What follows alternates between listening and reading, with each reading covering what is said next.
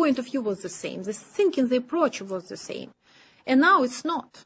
You know, like, for instance, I found the latest opinion that in physics, nuclear physics, say, something that is good, just kind of get used to deal with these systems, which is very much changeable and interrelated. They're the best CEO. So physics, social studies, and more. Yeah, IT guys, they are good in all this understanding how it's unpredictable. Ask your IT people in your organization. They love talk about chaos. I don't like what they like to talk about chaos. I want them kind of to keep it more professional, more like, you know, just predictable. But they say, no, it's chaos. It's chaos. So sorry. It's all we can do. That's why they're kind of more comfortable with chaos. What is my point is, yeah, we must accept this, but we shouldn't just defeat it. We should find our own way to be successful and to help our people to feel great in our companies and succeed in the market. So the first part of the formula, change management. Change is the only constant thing. And as in each my class, I again want to attract your attention to these pictures. I try to find, you know, the pictures which is funny and send the message which I want to send. And I appreciate this opportunity. And you see, I always put the reference. You can go to these websites and find the authors of these great pictures and what they and their publications related to them. So the change cycle, how it happened in our, you know, in anything. Like we have balance. Something what we do understand. We have balance.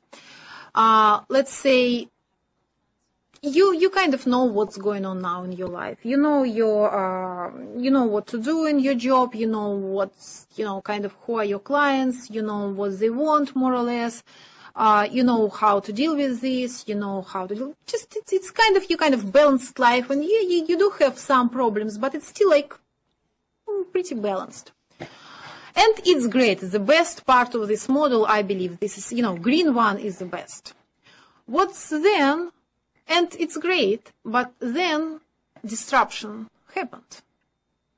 And we lose our balance, and it's very much frustrating. So when it happened, we need adaptation. We need to find the new way of living, new way of operation, and we adjust ourselves like to new situation. And it's not easy, but we do this.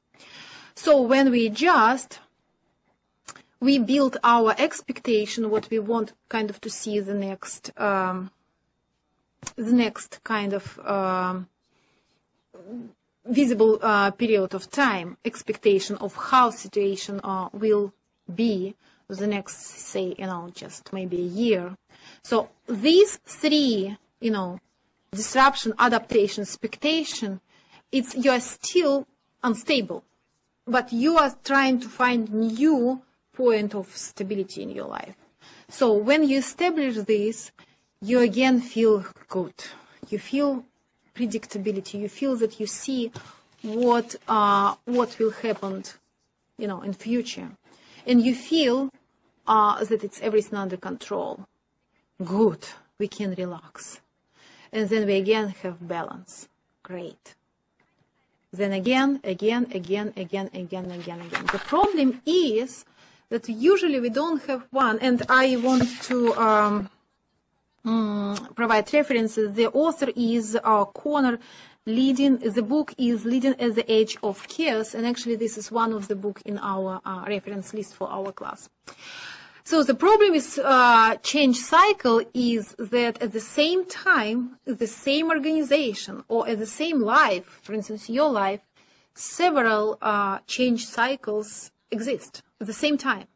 And for instance, in one area you have balance, like in your family life, like, yeah, you kind of understand what's going on. You know who is your wife or husband, you know how many children you have, you kind of know you feel predictability, control, and balance. Fine. So let's say you're kind of in balance situation. At the same time, it's a different cycle. You are in disruption. It might be in your job. Then at the same time, something happened with, in other part of the organization. You are in adaptation. So it's etc. So it's kind of you always, as soon as you're done with disruption and adaptation with some situation, you have no chance to relax, honestly. Because another cycle starts at the same time, and you have again disruption, but another area. And you just move to expectation, predictability, etc. Something else going on. So at the same time, it's like, like several cycles. Oh my God, and you have to deal with this. What people feel. What people feel, all of us and our employees. You see, this is their emotion, this is moral. And this is time of change of each of them. At the very beginning when it happened, for instance, your products became obsolete, your competitors entered cheaper product, very similar to your product. So this is stress, this is change. So you have to do something with this.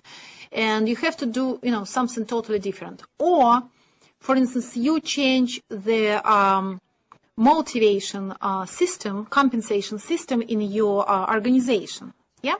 So the first, what people feel,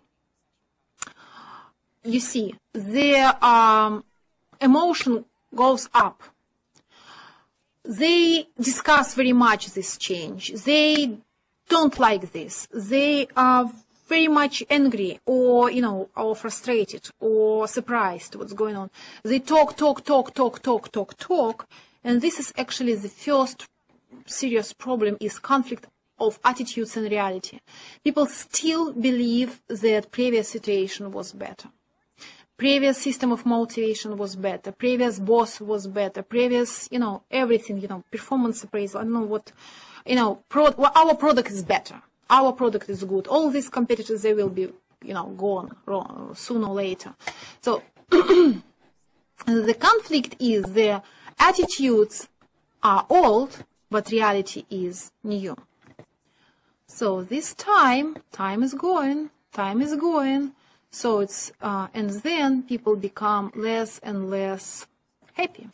And it's really hard for them to feel that their attitudes less and less match their reality. And usually this is time when people hate life. People hate what's going on. People hate, all these changes. If you are an agent of this change, they hate you. They blame you. They blame somebody who teaches you. They blame maybe classes you used to take and learn about this stuff. So it's just they don't like these changes, but they're not ready to accept them yet. And here, this is the lowest point of their moral, of their feeling, and they're very much upset. And this is conflict of their approval. They still kind of, they still, before this, they still believed their attitudes were right, were correct. But time is going.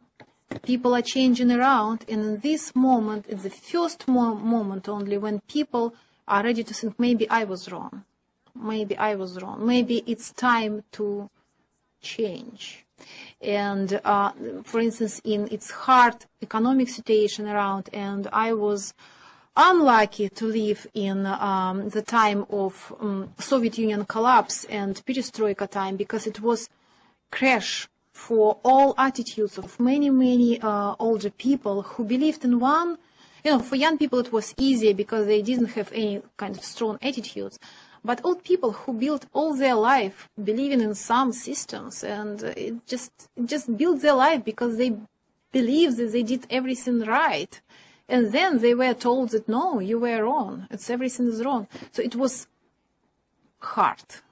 I must tell, it was very hard for people. So in this moment, you first